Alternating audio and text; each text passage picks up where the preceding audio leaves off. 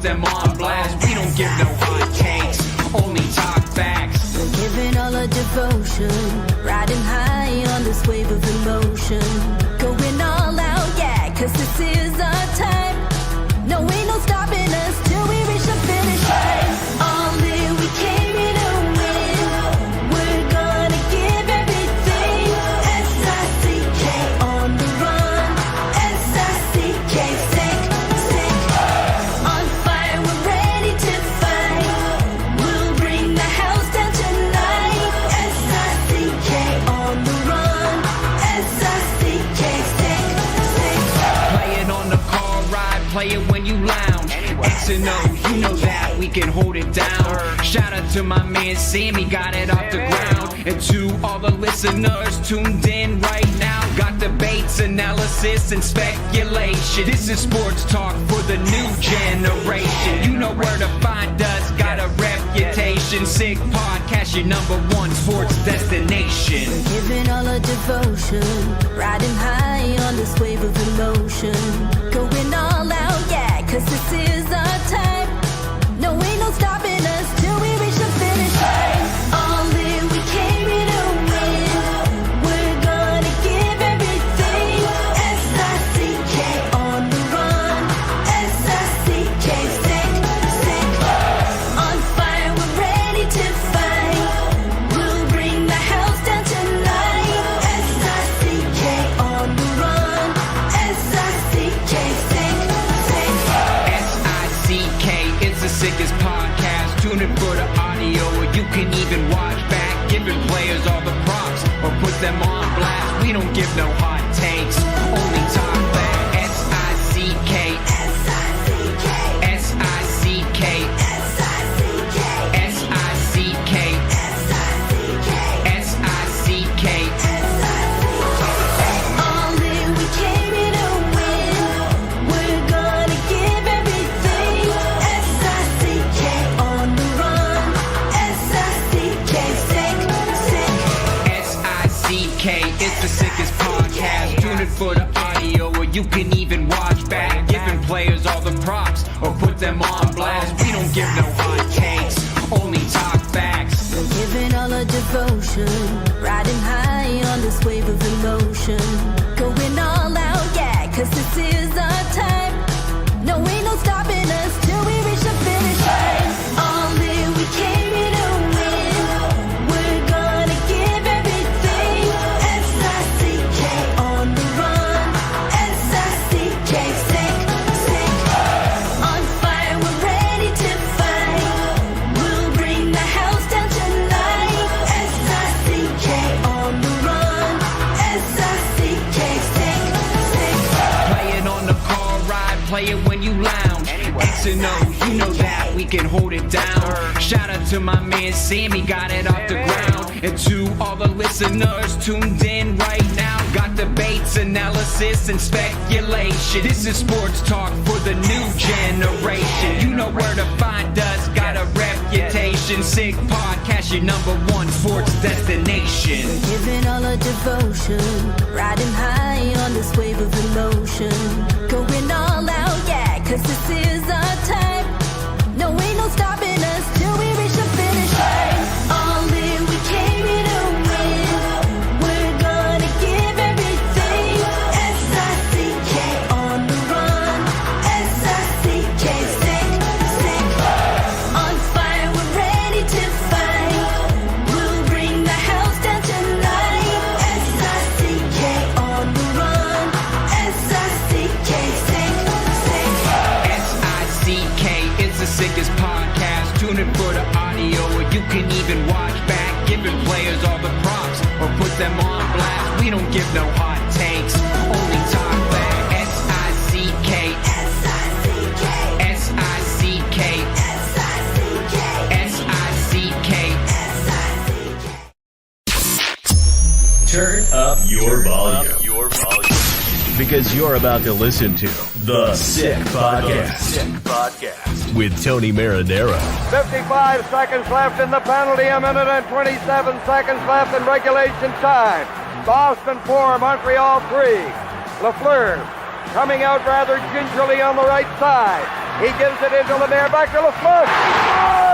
The sickest Montreal Canadiens podcast. You're in the ball! Sports entertainment like no other. Rejoint, on lui fait perdre la rondelle, une passe devant. Et c'est le dégagement et ce sera la victoire des Canadiens. Coupe Stanley pour les Canadiens. Leur 23e de l'histoire. You found the dogs! John, you found the dogs! He found the dogs! And all together, they worked a young team to the top. And now, a 24th Stanley Cup banner will hang from the rafters of the famous Forum in Montreal. The Canadiens win the Stanley Cup! Brought to you by Energy Transportation Group. Driven to be different. La Vida Tibi. Embrace your true nature. And Playground, your premier gaming destination. It's gonna be sick. Matt Ohayon with you Friday evening. You know what that means. It's the Sick Podcast. Welcome to your weekend. The Montreal Canadiens, as you know, just lost 5-2 to the Ottawa Senators in Ottawa. So the Montreal Canadiens and their fans will have to wait at least one more night, one more sleep to clinch a playoff berth. So without further ado, let's get to it. Let's go to the McGuire Report. The McGuire Report.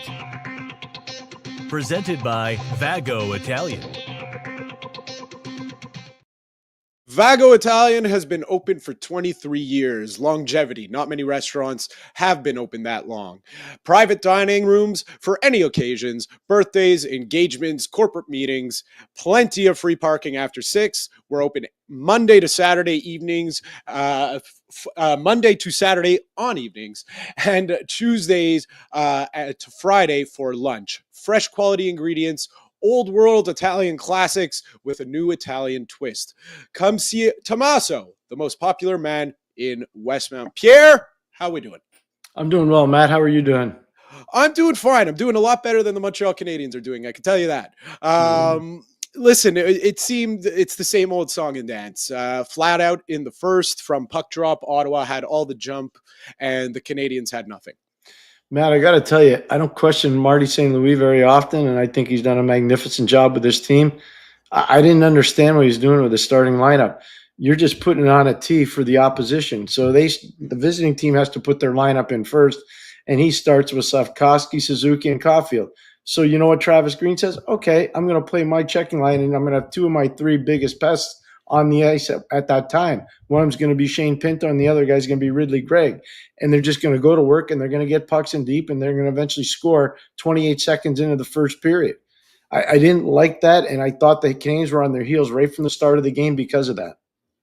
Yeah, but it's so they obviously Ottawa scored 28 seconds in, and Shane Pinto, I mean, this guy is just a Canadiens killer. It seems like every game, whether the Senators win or lose, he has a massive impact and a lasting impact on the game. But common theme throughout really the entire season, along with this 6-game win streak that is no more, just slow starts out of the right from the puck drop.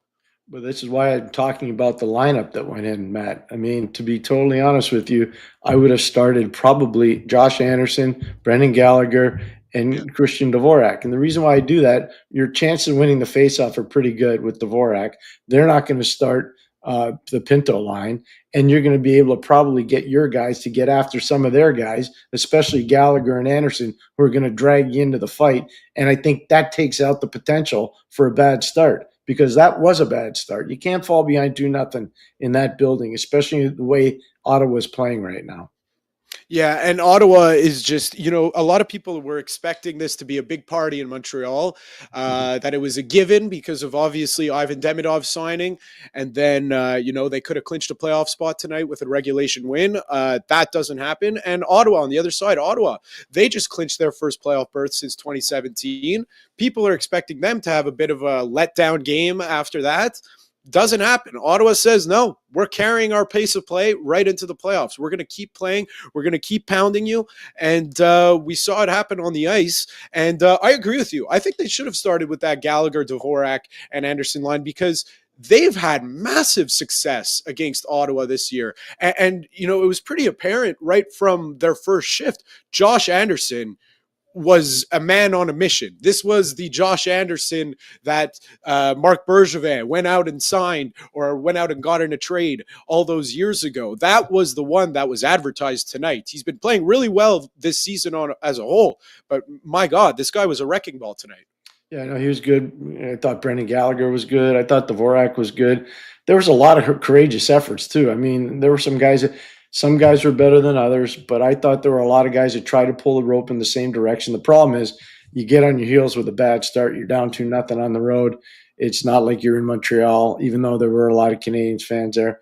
It's not the way you want to start, especially when you're going into a back-to-back situation. So they didn't win tonight. Now it becomes that much more difficult because Toronto wants to clinch first place. Nobody wants to play in the 2-3 hole. Nobody does in the Atlantic. Yeah, and you know what? It's funny because last week when I was on this podcast with Stu Cowan, we said they must win their next 3 games. Those 3 games at that point were Saturday, Sunday, and then the one against Detroit. And they did that because these 2 games are going to pose a lot of issues for the Canadiens. And it's kind of a very similar situation in what they were in last week when they played Philadelphia and then went on the road to Nashville. You know, this game, it finishes at 9:45. They got to get on the bus to go to the airport and fly to Toronto. They're going to get into Toronto late settling in, late night, and then you got to just get on the ice right after that. So the Canadiens, if they want to clinch the playoffs this weekend, it's really dig deep time for them tomorrow night. I think everybody expected that when they looked at the schedule at the start of the year. But what I don't think people were expecting, Matt, to be totally honest, is that these games would matter. Yeah, they matter. They matter a lot. They matter for the city. They matter for the organization. They matter for the players, but they really matter, I think, for the coaching staff. They've got to put their fingerprints on that game tomorrow. You talk about the fatigue. You're not wrong about that. So how's the coaching staff going to stimulate them a little bit more to get them to the next level so they can compete against who is right now the number 1 team in the Atlantic Division, the Toronto Maple Leafs? So let's talk positives for the game, because the first period, you know, they get into the locker room, they're down 2-0. You know, Martin St. Louis probably says, throw that one in the garbage. Forget about it. Let's just focus on the period ahead. And yeah, they went down 3-0, but they started to find their legs a bit. There was a lot more compete there. And unfortunately, it was just one of those nights that it just seemed like you knew it just wasn't going their way, especially after that 4th goal. You know, that's just a triple bounce into the back of the net. What could you do? They gave pushback, but again, this is a team that, you know, start to end, well, start is as we just mentioned, is not so good, but they play to the final whistle. And, you know, that in any situation, they could have rolled over and said, you know, we got a game in Toronto. Let's forget about this one. Let's just make it through. But they didn't do that. No, I agree with that. That's a very fair point. I don't think you're wrong on that. But to me, the biggest thing is, you know, they do put in an effort. Linus Ullmark makes some really good saves. You're correct about that. The fortuitous bounces for them on the 4th goal were obviously important. But again, I'm going to go back to it. They got to figure out how they're going to start games, especially on the road, and make sure they don't have to go uphill right from probably the first 3 minutes of the game. When you're going uphill right from the first 3 minutes of the game, that's a real tough thing to overcome. So just a note for our listeners and viewers, Tony Marinaro will be joining us live from Ottawa at some point. We don't know when. I'm going to get the signal from Sammy Naniello, so stay tuned for that. You know, Pierre, this has been a common theme leading up to this moment since Martin St. Louis was hired. I've been saying on this podcast now for 2.5 years, you know, things were all well and fun with Martin St. Louis. You know, the games weren't mattering at the beginning. Just go out there, have fun. And then the heat started to turn up because they're starting to matter a little more. And then this year, they wanted to be in the mix. Well, they did that. And I always clamored from the beginning, because I was excited to see, because of the excitement that was being brewed in Habsland, what's it going to look like when these games matter and Martin St. Louis has to also kind of learn on the job on how to manage these types of situations. And we're seeing tonight, maybe, it's he's getting it out early because, he's obviously less inexperienced, or he's more inexperienced, I should say, than Travis Green. But now that the games are starting to matter, we're starting to see Martin St. Louis have to adjust. And I find that interesting because we're going to see how quickly he adjusts to the different types of games being played, because I completely agree with you. Tonight was a playoff style game. The refs' whistles, for the most part, were in their pockets. Physical game from start to end. And it's just I'm excited to see how he moves forward, from now and assuming they make it into the playoffs till then. Yeah, no, I think that's more than fair, but I think he will adjust. He's got enough brain power around him. He's got people that are really prepared to help him. I think he's got a team that really is a team. So all those things are really important as you go into Toronto on Saturday night. So here he is. Without further ado, we have him. He's here. He's live from Ottawa. He is Tony Marinaro. How are you? Gentlemen, how are you? We're doing all right. Yeah. The Canadiens were yourself? flat. I think they were flat from the get-go tonight. You can just tell when you give up a goal like that. One of the things that Pierre has been talking about is that the Canadiens need to start getting off to better starts, because you can play catch-up in the regular season all you want. Sometimes it works, sometimes it doesn't work. The best teams put you away if you don't start well. And tonight the Canadiens were flat early on in the hockey game. They give up that early goal in the game. There's some missed assignments, losing puck battles. Canadiens went up against a team that wanted it more tonight. I mean, look at that play where even Mike Matheson, who's like the smoothest skater there is, at one point he's just not skating with urgency and he gets beat, and it's an empty net goal. And that's not the reason why the Canadiens lost. But I just think tonight the Canadiens went up against a team that was hungrier, that wanted it more, and that was ready from the get-go. And the Canadiens weren't, guys. Tony, I can tell you this right now. I said it to Matt. I didn't like who they started. I don't know why you're going on the road. Why are you putting your artillery out there to show your hand right away? Why are you starting Suzuki, Caulfield, and Slavkovsky? I didn't understand that at all. They played Shane Pinto and his guys, Ridley Gregg, against that line, 28 seconds in, boom, the puck's at the back of the net. I think that's a problem. I don't think they should be doing that. Yeah. I also think that, Michael Pezzetta obviously did his best, and he tried to rile up his teammates as much as he could have. But I think the Canadiens needed to do something to try and change the momentum of the hockey game sooner than when he did. And I don't know if the outcome of the hockey game would have been different tonight. Anderson tried to get something going. The entire Dvorak line tried to get something going. They were the line that was trying to get something going, and Michael Pezzetta. I saw four guys that were trying to get something going, but the Senators really tried to physically handle some of the Canadiens' better forwards, some of their more skilled forwards.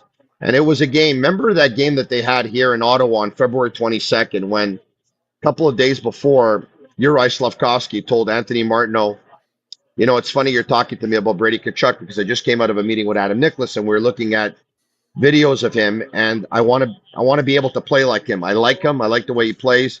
I've also watched videos of Matthew Tkachuk, and he said, I think I can play that way. He was a man on a mission that night. He scored a goal. I think he had 8 hits. He was just hitting everything that moved, and he backed up his words. He said, I can play like that. He backed it up, and he did so for the next couple of weeks. He was really hungry and motivated. Tonight, Slavkovsky and the coach sent him a message a couple of times. He didn't put him out there with Suzuki and Caulfield. On a couple of occasions, you saw Alex Newhook, who actually was one of the Canadiens who was actually moving his feet a little bit more tonight. Wasn't able to produce all that much, but he was creating scoring chances. Mm-hmm. And so Slavkovsky tonight didn't bring his A game either. I've been saying, I said this to a couple friends, when we're all talking about the Habs, texting each other. It's the last two games, Slavkovsky, there's a bigger picture behind that, but the last two games since Demidov has signed, I kind of cracked a joke and I said he's doing his best. He's doing his best job to lose his first line slot to Demidov, and I think you got to ease Demidov into the action. But with his performance the past few games, I don't really see Slavkovsky, if they decide to keep him there, staying there for much longer with the way things are going for him. No, I'd be surprised. But here's what I'd say is I'm not saying Demidov's going there, but they got to get the other guy going. I mean, look, Slash got to be better. I like Tony's point, and I know there was an assist that he got on the Yeah, Suzuki goal. yeah, I get that. I get that. But that's what he's supposed to do. You know, he's got to be yeah. a bull in a china shop type of player, and we're not seeing that enough the last little while. He's got to be a lot better. Yeah, and Pierre talks about Slavkovsky having to move his feet, and he doesn't do it nearly enough. It's one of those things that he forgets about or just doesn't do enough of. I think Uri Slavkovsky, when he settles in, you know, he's going to stick with those guys. Not to say that they're not gonna have other. I'm sure at one point Suzuki, Caulfield, and Demidov are going to have a shift together. I don't know if it's going to be as early as this year, but at one point it's going to happen. I'd be willing to bet the house that it'll happen at least at one point next year. But because of their size or lack thereof, and Suzuki's not small by any means because he's thick at over 200 pounds, but he's 5'11", and Caulfield's probably about 5'7.5" or so, the shortest player on the team along with Gallagher.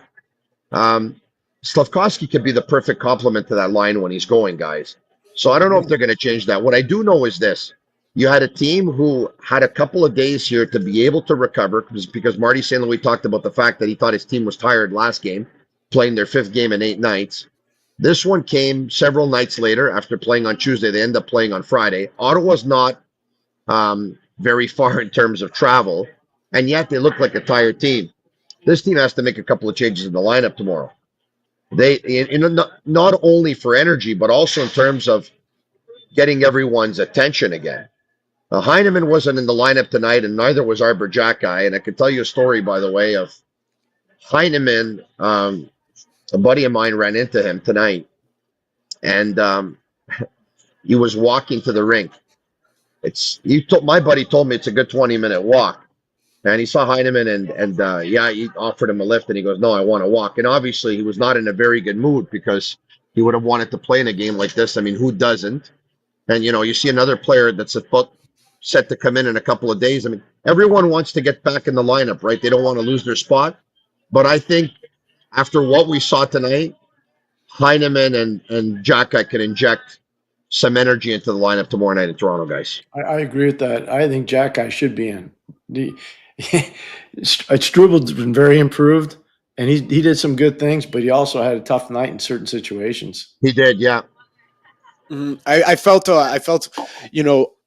it was hard to pinpoint for me certain players because it just felt like the team as a whole, except for those 4 guys that you guys mentioned earlier, were just getting out muscled every shift. They were losing every puck battle. At one point, you're seeing guys reach for pucks. The one that sticks out at me was when they were down 4-2. Jake Evans is reaching for a puck. He's almost gets there, and then he just gets muscled off. And that's just the theme of the Canadiens. They need some more beef in their lineup. It feels like. Matthew. There's another reason why the Canadiens lost tonight, because you never lose by one reason alone. You never win for one reason alone. But the power play, when they're not scoring goals, the team's not good enough for the most part to win games unless the power play is going. I mean, for them to win games, if the power play is not going, they need a huge effort from Montembeault in goal, or they need a huge effort from Nick Suzuki in goal. One of the things Kent Hughes told me when I had a chat with him before the season started, I said, if your team is to make the playoffs, tell me one thing that needs to happen that maybe not everyone's thinking about. And he said, well, the number of power play and penalty kill, when you add the 2 numbers together, it has to be over 100. And for the most part, it has been. But also, in the last little while, I saw some stats earlier on. The Canadiens' power play is not very good. It's in the bottom third of the league. And I don't know how long that little while is. I'd have to go back and read it again. But I can tell you that there are members of the Canadiens brass that are really upset about the power play's productivity or lack thereof in the last little while. They believe they have the elements in place to have a better power play, and it's going to be a point of emphasis in the next couple of days here. It really is. What you just talked about is a thing called a special teams quotient. Scotty Bowman actually created that. And most teams, if they want to compete for a Stanley Cup, have to be 105 or better. If you're below 100, chances of winning the cup are very, very poor. Mm-hmm. Well, I remember how many times have we said, in years past, if the Canadiens just get 10, 20 more goals on the power play, where would they be in the standings? And, to me tonight, the power play, it was frustrating to watch because it just seemed like a couple passes and then you know where the puck is ending up. It's ending up on the stick of 92. And teams are expecting it at this point. You have the talent out there. You have two other guys who are very capable of shooting the puck. Lane Hudson is capable of shooting the puck too. And, Slavkovsky's sitting there in front of the net. You got 5 guys that could shoot the puck, offensive prowess, but it's all funneling into one player. And it feels like we're back. You're right. And the stats, and pardon me, Matt, and the stats support what you're saying actually, is that the Canadians with Liney in the lineup, and he returned December 2nd, you would think that their power play is better because we've seen him score more than his share of power play goals. The number is actually inferior since Liney's been back. And the main reason to explain that is they're looking for him all the time. And some of the looks that Caulfield used to get before, he's not getting anymore because whether it's Caulfield, cross-ice pass, or whether it's Suzuki cross-ice pass, or whether it's Lane Hudson dishing it off from the blue line to the off wing, it's always going to Patrick Liney for the one-timer. And sometimes, the shot is so lethal, he's going to score goals. But to Olmark's credit, he made a huge stop off of Liney tonight, a really huge stop. Yeah, he got too comfortable in net too. He was never really challenged through the first 20 minutes of that game. And when that goalie gets comfortable, I can tell you right now, that's his MO. If you can break him early, he's going to have a rough night. But his MO is once he gets comfortable, he's going to have a good night, and he got comfortable in a hurry tonight. Yeah, it feels like that funnel of, when Shea Weber was on the Canadiens, everyone knew what the Canadiens were going to do. They were going to pass it off to Shea Weber at the point, and they were going to pray for a bomb from the point or a rebound in front. And that's what we're seeing. And it's tough because now we're seeing, even in our comment section, we're seeing it, but you're seeing it online in the chatter and with the questions that are being asked of the team. When the power play isn't going and he's not scoring goals, Patrick Line it's a very tough. Sometimes it's a tough watch on 5-on-5. Yeah. Mm-hmm. So I don't know what he has to do at 5-on-5 to get his game going. I don't know what Martin St. Louis has to talk to him about, but it's really we were talking about Slavkovsky forgetting to use his feet. I understand, Patrick Laine is not a burner out there, but you can maybe dig into the ice a little bit deeper with your skates and start instead of gliding, start striding. Part of the problem with him is that he gets comfortable looking for the one-timer off the rush or making the slick backhand saucer pass off the rush. Cross ice doesn't work. So 5-on-5, that's been his MO for a while too. I would try to move him. I'd play him more on the right side and say to him, here's what's going to happen with you tonight. You're going to have to keep up with your centerman. You're not going to stand still. So there's some issues that can be worked out with him. But his shot is still lethal, and you desperately need him. If you're going to go on any kind of potential run in the playoffs, that power play's got to be better, and he's got to be part of it.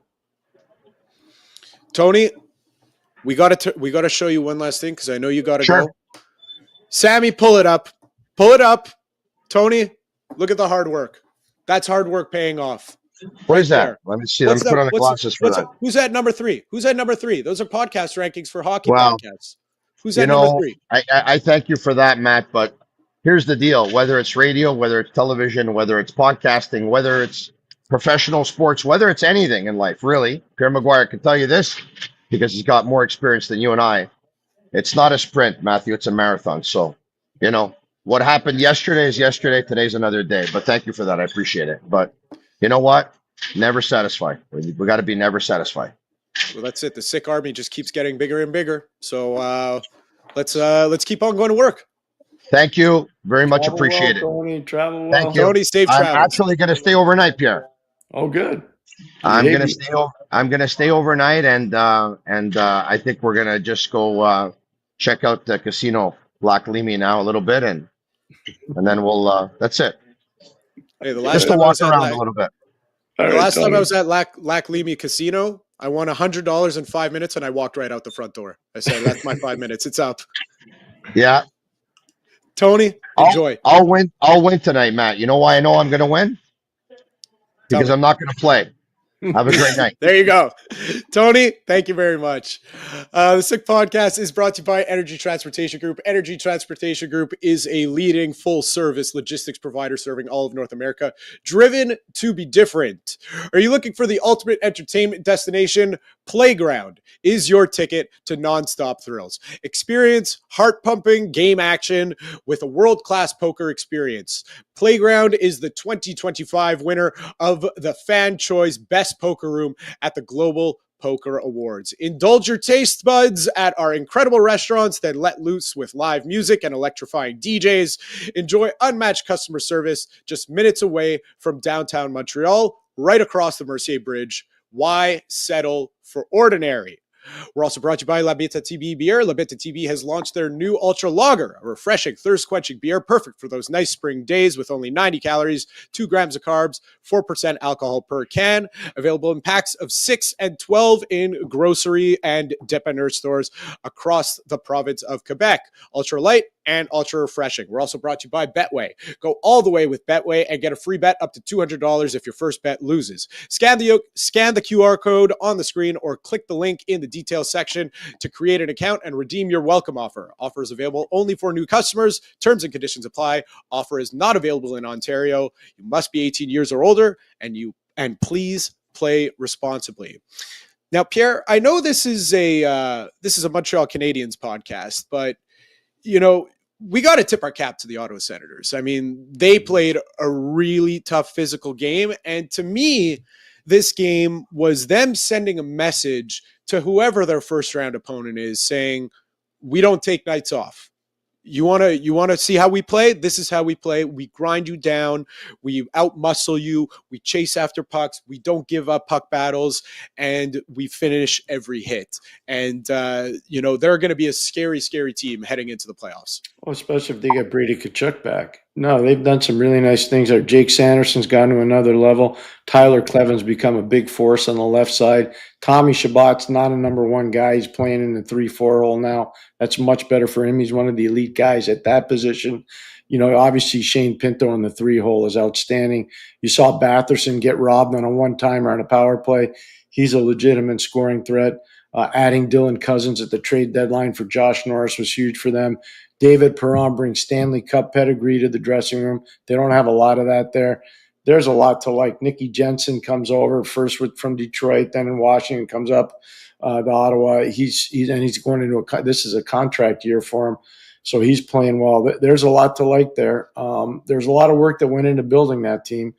The guys that own the team now are benefiting from a lot of hard work that was done by Eugene Melnick and his people before, but they're a formidable force. They're going to be very difficult to play in the playoffs. Yeah, and one name that you mentioned, how could you not notice him on the ice tonight on the blue line? And that's not Jake Sanderson, it's Cleven, because he caught up to Alex Newhook, which not many people can do, on a partial break and just slap the puck right off his stick. And that's when I said, wow. They are just more than just a Jake Sanderson blue line. I spent a lot of time in North Dakota trying to get Tyler Cleven to leave school early, and I went and met his coach at the time, Brad Berry, to tell him, look, we want Sanderson out, but we really want Cleven out too. So we worked hard to make that work. It didn't work out, obviously, but I would just tell you right now, he's a special player. He's not going to be anything about offense. There's going to be nothing about offense in his game. It's all going to be stopping, penalty killing, hitting people, matching up on people. He's a great skater for a big person. He's got great reach. He's got awesome character. He's a fantastic person. Really is. Yeah. It's the Ottawa Senators. These aren't the Ottawa Senators of seasons past. They seem to have finally got delayed by a few years because it seemed like every year people were saying this is the year. Well, it's finally here for the Ottawa Senators. They have arrived, and the winds of change are about us in the Eastern Conference, it seems like, because really it feels like, you know, I have my ideas of who's going to ultimately make it to the end, but I'm not very good at predictions, because if I was, I'd be a very rich man. But it really seems this year more than ever that really every team has their handful of strengths and their handful of weaknesses. There's no real perfect team. The closest one is maybe Florida unless if they get Matthew Tkachuk back. But yeah, to me, it's a wide open East. The East is wide open. I think if you look out west, if Dallas gets back Miro Heiskanen, they're going to be a formidable force. Vegas is a really good team. Colorado, the work they did over the season by adding players is going to be very dangerous. I know there's a warm spot in the heart of a lot of people for the Edmonton Oilers. I'm not sure where that actually fits. And the underdog out west is LA. Be careful. Be careful of LA. They're starting to really go. But my biggest thing is I think Toronto's probably the most dangerous team in the East. But until they get through the first round and really get some energy, Matt, I don't know whether you can say that or not. I'm comfortable saying it, but I just can't say, oh, yeah, for sure, that's the favorite team. I just can't say it because they haven't done it yet. But that's it. It's tough because I watched Toronto and there's nothing to not like about them. There's just solid everywhere. And, you know, what a player Matthew Knies has turned out to be. That one goes out credit to my cousin, David Kronish, who has been singing his praises for the past 3 years. And finally, he got me to shut my mouth the other night when he got a hat trick. But you know, Toronto, again, it's just... Is there, so maybe you could speak to this as a former front officeman and a former coach. When you're a team like that and you know you just can't get over the hump, is there this mental block after so many times that when you finally get there, it's like there's hesitation in your game and you play kind of scared? Or is it really just that was last season, this is a new season, and forward we go? Well, if you get that year after year after year, you got to change your personnel and you got to change your management people. Not all of them, and you got to change your coaches. So what did they do? They've changed their coaches, they've changed some of their management, and they brought in some different players. Christopher Tanev's a new player. Jake McCabe is a relatively new player. Simon Benoit is a relatively new player. Oliver Ekman-Larsson's coming up to Toronto from Florida, having won a Stanley Cup. And the reason why he's there, sense of familiarity with the new general manager, Brad Treliving. They were together in Arizona. So you go down the line, you start to look at all the maturation of this group. You know, the addition at the trade deadline of Brandon Carlo. I was going to call him Braden Carlo. Brandon Carlo. You look at all these different people that they've added. So they've realized we can't go into the playoffs with the same guys we've had before. We need some different looks. We need some different energy. We need some different grit. And they've done that. And I think they've done it very well. So let's get back to the Canadiens. I want to get to their, should the Canadiens make the playoffs, who their potential opponent would be. But first, I want to get to this question from YouTube, from Incept Image. Hi, I really enjoy the podcast. What's your take on the Martin St. Louis system offensively and defensively, because they seem overmatched against many teams? And I agree with that, because, you know, we've seen the past few games, it was against Philadelphia and it was against Nashville and then it was against Detroit. You know, those 3 wins of the 6-game win streak, they come out flat, and then it just takes these moments of magic that they didn't have in years past, but they're getting them now. I think part of that is because they're a true team, that they're able to come from behind. They tried their hardest. They just didn't have enough against a good team in Ottawa. But, you know, the systems are good. They've gotten better as the year's gone on. So I give them credit for that. Their face-off plays obviously improved a ton, especially since Dvorak and Evans have been really solid. Their top line most of the season has been pretty good. Slavkovsky has to be more consistent, but I think, you know, you look at Nick Suzuki and you look at Cole Caulfield, they've been great. They got a hole in the second center position. I think everybody knows that. But by and large, their systems have really improved, especially in their in-zone coverage, because they've closed in the gap. They've been much more tenacious. They've been much more aggressive, and that's helped them a ton. Yeah, it's the execution now. The systems were always good, but now in the past few weeks, we've just seen them gel. And while, yes, they are getting outplayed and outmatched a lot of nights, they have the talent. Like you said, they're a team, so they can fight back and come back from these things, because now it's in their culture, it's in their DNA that they could do it. But we rarely see them get caught running around in their own end with their like chickens with their heads cut off, like they really were early on in the season, the first 2 months or so of the season. That those days, it seems like, are far gone, thankfully, for the Montreal No, Canadiens. they're gone. They're much better at it. They really are. And a lot of it starts in the neutral zone. It's about taking space away in the neutral zone, and then it carries over into your zone, and then it comes down to really defending from the top of the circles to the icing line and really being aggressive. And I think they've done a better job of that. So this is another question that we actually broached this subject a little bit earlier with Tony, but let's just revisit it. This is from Dreams369. By looking at Slav again tonight, I don't see a guy that must stay on the first line. Why wait to put Demidov there? By putting Demidov directly on the top line, would it send a message to Slav? No, it sends a message to the whole team that this guy's just showing up and he's not going to have to work to get his position. Lane Hudson didn't play on the first power play for a month and a half this year, and he's an unbelievable player. And a lot of us, including me, were yelling and screaming that was a big mistake for the Montreal Canadiens not to do that. But I would not do that, and the reason why is because it's a meritocracy, and you got to earn what you get.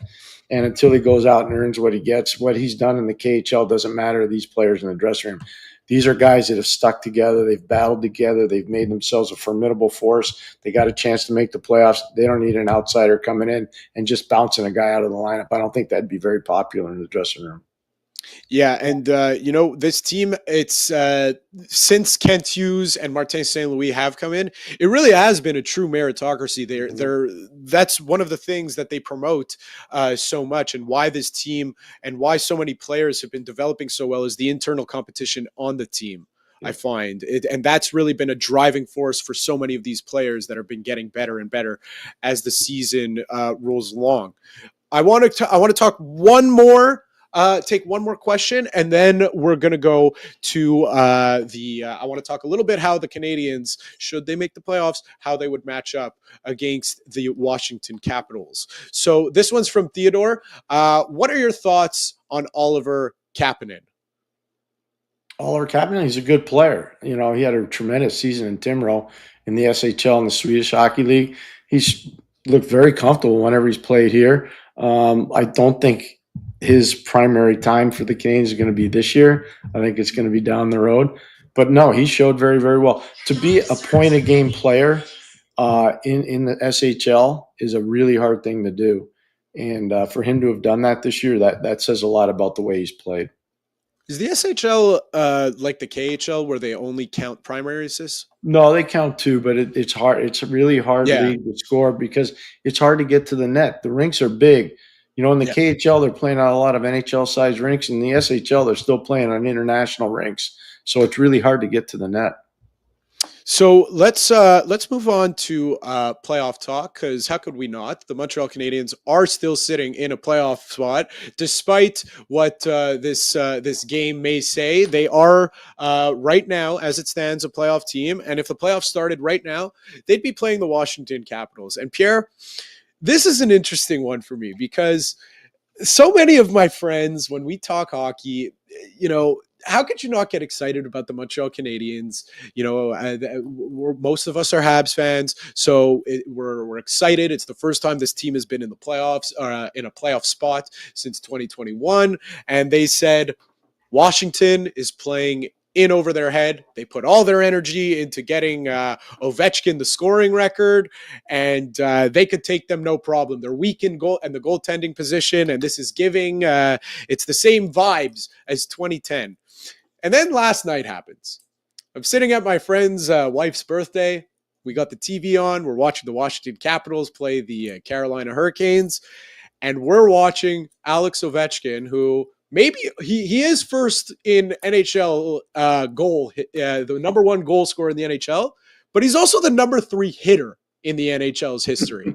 So I'm watching this guy go around like a wrecking ball on the power play, I may add, and Tom Wilson is tossing bodies around, and I'm going, oh man, I don't know about this. I don't know how they would do how the Canadiens would do against this team. So give your tale of the tape for this potential first round matchup. The tail of the tape for the first round matchup is the Canes would have to be really good. They'd have to stay out of the penalty box. I think they'd be very comfortable playing against Washington. Forget what happened in 2010. All those guys are gone. but I think that it would be a special series. The biggest thing where I think Montreal would have to really fight through is Nick Dowd's probably one of the best depth center icemen in the league.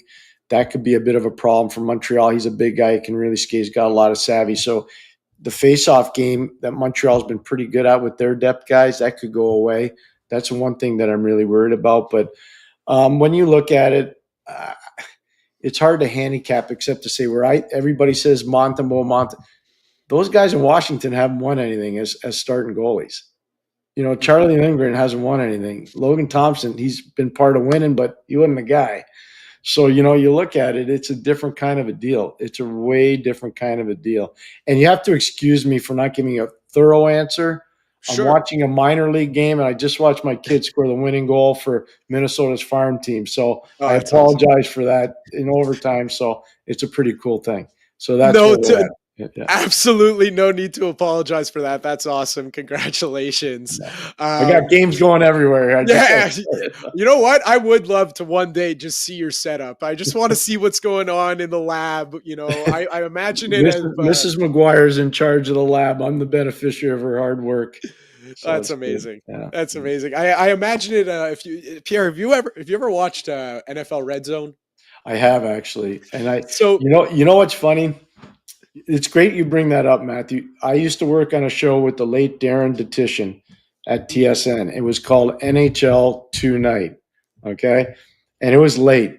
And we were the precursor to that show. I'm just telling you, this show was unbelievable. And a lot of the guys had become very big executives or very big producers in Canadian TV. They were kids that were working and cutting our videotape. And it was an amazing show. I'm just telling you. And it lasted maybe a year and a half to 2 years. And then I got sent on the road to do the games. So Darren said, let's just forget the show. And he went back to Sports Center. He and James Duthie were rock stars forever. They were just so good together. But that show, what you're talking about, that show is really good. It's really good. That's funny because I just imagine at the beginning of Red Zone when they put all 8 1 p.m. games on at the same time. That's what I imagine your setup is like. Just 8 screens, 8 different hockey games going on, and you're not missing a second of any of them. Yeah, no, it's good. I love it. It's all. You know what, Matthew? You said it before we came on the air. How bad could things be when you're talking about hockey? It's so blessed to be able to watch this great Canadiens team work so hard this year to be relevant. I feel your passion coming through the airways. I'm talking to you, the fans and the way they've responded to the team. Things are pretty good when you get a chance to do this. Hey, I said this to a friend of mine who's a passionate Boston Bruins fan. I like to poke fun that the shoe's on the other foot now that the Bruins are in the basement. But I did say hockey is better when the Montreal Canadiens and the Boston Bruins are good at hockey. So listen, at least in Montreal, we got one half of that equation. So hockey is automatically better. Hey, you know what, Matthew? Let me ask you this, though, because I know you're a stickler for this stuff. So hear me out on this. Boston's not a playoff team. The New York Rangers aren't a playoff team. The Detroit Red Wings probably aren't a playoff team. And the Chicago Blackhawks aren't a playoff team. 4 of your 6 teams, original 6, they're not playoff teams. So then there's a thing that people in the NHL office, they call it the original 12. So it's the teams that came in 67. The Pittsburgh Penguins aren't a playoff team. The Philadelphia Flyers aren't a playoff team. So the Oakland Seals, let's just say they moved to San Jose. They're not a playoff team. So you look at it. St. Louis is a playoff team, so they're one of the ones that's thrived. But think about it for a second. It's pretty amazing, right? When you think about it, Canada's had a tremendous regular season. Canada's had an unbelievable regular season. They really have. It's unbelievable to see, just the state of, where the Canadiens were, just as early as last year, and where the state of the Ottawa Senators for the past few years. And, to just see these teams excel, it makes hockey more exciting when the Canadian teams are just in. I know America and Americans, they like to poke fun that Canada hasn't won a Stanley Cup since '93. But it's just so much better and I think the world, the hockey world, was exposed to that at the Four Nations, when really all the eyes were on the Bell Center and Team Canada and on that tournament. To see that Canada-US game and to see the way the crowd reacted in the best place in the world to watch a hockey game, it's really, there's no better. Hockey is just better when the Canadians are good and they're in the playoffs. I totally agree. And even when I was coaching, I was in one of the Adams divisions, where we were Quebec and Montreal and Boston and Hartford. I can tell you right now, like those games, Montreal Hartford games, they were nasty. They were really nasty. And part of that was we didn't want them to be in it. We didn't want them to be relevant. And they were good, obviously. They were really good back in those days. They won the Cup in '93. But whenever you came to the Forum in Montreal to play, it was a different level. We played a lot at Madison Square Garden. We played a lot at Boston Garden, played a lot at the Colisée, played a lot all over the league. But when you came to Montreal, it was a little bit different all the time. And it was because of the passion of the fans. It was because of the legacy and the history of the organization. Montreal is a really special place when it comes to hockey. I've told this story before, but I don't think I've ever told it to you. Last year I went on a bachelor party to Nashville, and it just so happened that it was at the same time that the Vancouver Canucks and Nashville Predators were playing Game 6 in Nashville. Okay. And we went, and all I've heard so much is just how good of an arena Nashville is. And, I kind of take it for granted because I haven't been to many arenas, especially for playoff games. I've only attended playoff games in the Bell Center. So I'm thinking, wow, Nashville, this city's crazy. The roof is going to pop off this place, and then just, when you have comparing what you're used to in the back of your head to seeing what other teams experience, I just go, okay, I get it now. It's not just pandering. The Bell Center really is the best place to play or watch a hockey game. It really is. It's a special place. It really is a special place. And I say that with all due respect to all the great hockey cities. We have a lot of great hockey cities, but the Bell Center is a pretty darn special place. It really is. So Pierre, let's tackle some more questions about tonight's game and about the Canadiens. So we're gonna go here. Because you know what, I really like this question. Again, we tackled it a little bit, and I know it's a meritocracy, but this is an interesting one because I have a view of my own on this. This one comes from Philip. The power play is going nowhere.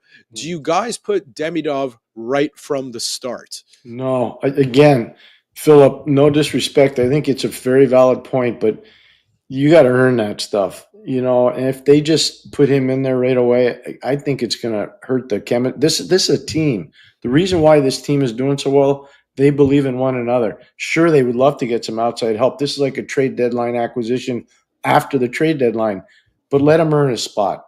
Don't just give him everything. Let him earn his spot. And if he does earn his spot, then put him on there. I don't think the guys would have a problem with that. I really don't. So let me throw this one at you then. We said it before that it took Lane Hudson a month and a half to get his spot on the first power play. When the season is so, condensed and you only have so many games, how much shorter does that leash get to, how does he earn it so quickly? Well, he's going to have a dress rehearsal. It's not going to be tomorrow. It's either going to be on Monday or it might be Monday and Wednesday. But the dress rehearsal is going to matter. Practice is going to matter. Ability to handle physicality is going to matter. So we're going to see that. And you got to get them in games, and they'll do it. And, we used to call them live fire exercise or dress rehearsals. This is going to be important for him, these next two games. And then you see how he feels when he's in games. You get to evaluate. But to say that, he's going in there right away, I think it's a little much. I think it's a little too much too soon. And that's even the thing is that, you watch his style of play and you watch all the highlights of him. He's a dynamic player. And then, most of the people are saying, well, he could take Slavkovsky's spot on the power play. Then I'm thinking, okay, but you're just looking at names on a list and putting them on a power play. You're not actually looking at where they are on the ice. Is this type of player that's so dynamic really best served to be the cleanup man in front of the net? I don't think so. No, but I find that to be a really relevant point, Matthew. I really do. I think it's a good point by you. The truth is that it's not going to be easy. Maybe he gets on the second power play to start. We'll see. Maybe somebody gets hurt and he has to play there. We don't know. But to just say, hey, you know what? Welcome from Ska. We're really happy to have you here. Oh, by the way, you're going to be in the first line. You're going to be on the first power play. I'm not sure that would go over really well with the players. I really don't think it would. I don't think it would either, because just we haven't seen it. We haven't really seen a player come in and just be anointed a spot or anointed, like some fans are anointing him as the next great one. That's not really how it's going to work in this dressing room. So we'll see. But hey, you know what I think was the best thing is that, I think it's fair to say, does he come over if the Canadiens aren't in the position that they're in? Probably not. But is there a better way for this guy to be baptized into North American hockey than springtime hockey in Montreal, further to what we were just talking about a couple minutes ago? Yeah, no, I think it's a good point as well. Now they just got to get in. But boy, oh boy, what an eye-opening experience for a young player. An old player too. Even old guys get excited by that. Think about what Patrick Laine said the first time he played in Montreal on the ice in a regular season game, how he said, I've never experienced anything like this. He's been in the league for a long time. He's played in the Canadian city. It's amazing. Before he came to Montreal, it's just amazing to think about it. Well, how about this? Brendan Gallagher is actually the only Montreal Canadien to play in the playoffs in front of a full Bell Center, because 2021 Cup run, Bell Center at in the Stanley Cup final, I think it was 5,000 fans were allowed in. I think it was a little more than that between you and I, but it's 5,000 fans. And then there was the bubble year, and then they didn't make it since 2017. So Brendan Gallagher is the only one on this roster who can say, guys, trust me, this city in the playoffs is insanity. You think it's crazy now when we're in a push? Wait till we're actually in the dance. That's when it gets crazy. Agreed. Couldn't agree more. Pierre, it's been a fun night. Not so much for the Montreal Canadiens, but I hope we made it a little more fun for Montreal Canadiens fans. Yeah. Thank you so much for your time. And hey, next time we're chatting, maybe we're talking about Canadiens' first round win. Who knows? That'd be awesome, Matthew. Thanks so much for jumping on tonight for Tony. It means a lot. Oh, please. I had a blast working with you. Thank you. I had a blast. Talking hockey with you is, a childhood dream come true of mine. So it's really. What are you saying? I'm old, Matthew? I'm not saying you're old. I'm saying it's crazy to see that I was watching this guy on Trade Center on TSN. My first Trade Center that I watched was 2000 and I want to say 8, because I think that was the year that Marian Hossa got traded. He did. That was my first Trade Center. I stayed home from school and I watched. Yeah. And you were on TV. So listen, it's full circle moments like this that make it all worth it. Awesome. Well, thank you. Have a great weekend. Thank you. Thank you, Pierre. You too. That was Pierre McGuire. I'm Matt Ohayon. Hey, to all my my fellow Jewish listeners and viewers, happy Passover. Enjoy your Seder's. Enjoy the times with family. And to everyone else, have yourselves a fantastic weekend. We'll catch you next time. And that's a wrap. Hope you don't miss us too much until next time. Follow The Sick Podcast with Tony Marinaro on YouTube, Instagram, Facebook, Google Play, and Apple Podcasts. The Sick Podcast is brought to you by Energy Transportation Group, driven to be different. LaVie.tv, embrace your true nature. And Playground, your premier gaming destination.